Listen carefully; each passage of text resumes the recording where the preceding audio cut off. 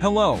This article displays an impressive photo collection of vintage car advertisements in the late 1950s and 1960s. The 1960s automobiles belong to a distinct decade of automobile history with the advent of economy, muscle and pony cars. The 1960s saw the American automobile industry consolidating into the Big Three: General Motors, Ford Chrysler, and American Motors. These firms not only dominated the domestic market with the sales of the 1960s cars but the global market as well. In 1960, American companies built 93% of the autos sold in the United States and 48% of the world. However, led by Volkswagen and soon followed by Fiat, Renault, Datsun, Nissan, and Hillman, imports began to nibble their way into the rich American market. The growing presence of imports disturbed Detroit, and the Big Three responded with their own small cars. The Big Three and AMC began to produce American compact cars that saved gas and were economical. GM came out with the Corvair, which featured a 6-cylinder rear engine. Ford developed the Falcon, and Chrysler, the Valiant.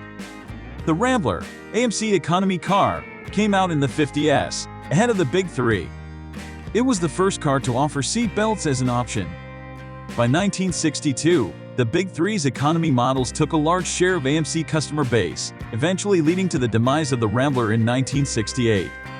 The 1960s became a time when American consumers wanted faster cars. Out of this demand, the muscle car evolved. Muscle cars are typically mid-sized cars with large, powerful V8 engines. Pontiac's GTO became the first to set off the muscle car craze in 1964.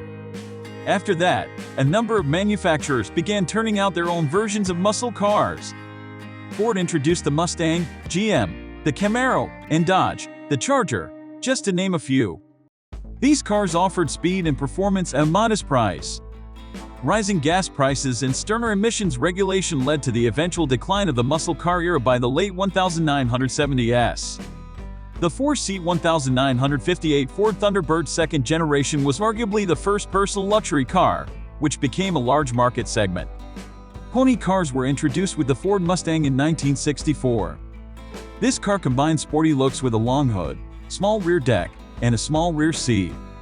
The car proved highly successful and imitators soon arose, including the Chevrolet Camaro, Pontiac Firebird, Plymouth Barracuda, actually introduced 2 weeks prior to the Mustang, AMC Javelin, and the 2-seat AMX, as well as the luxury version of the Mustang, the Mercury Cougar.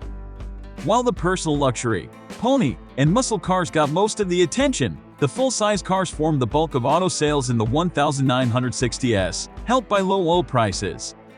The styling excesses and technological gimmicks such as the retractable hardtop and the push-button automatic transmission of the 1950s were then emphasized.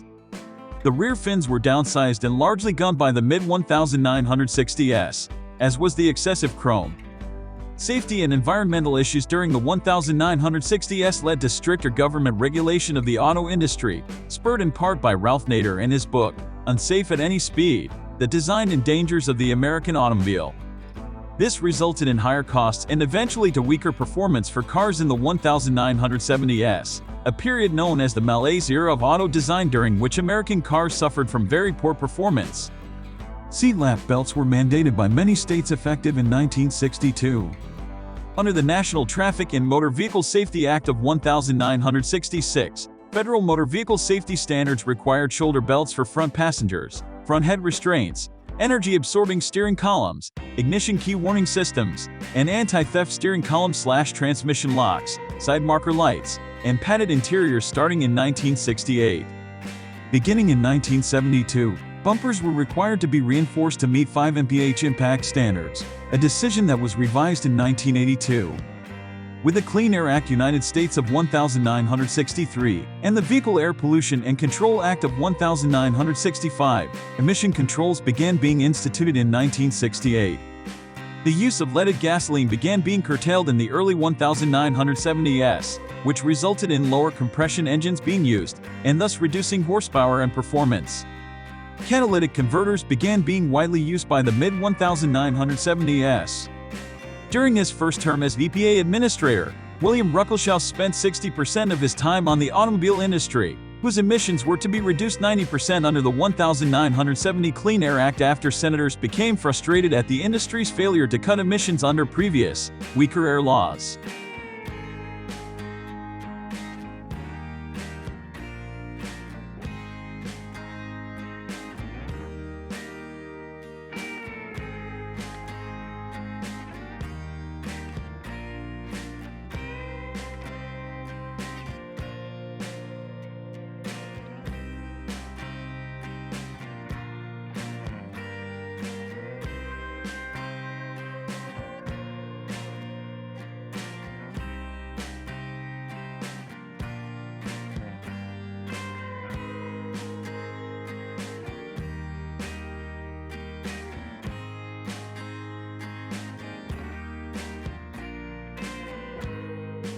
Subscribe to the channel and rate the video in the comments, as well as other interesting videos I have on my channel.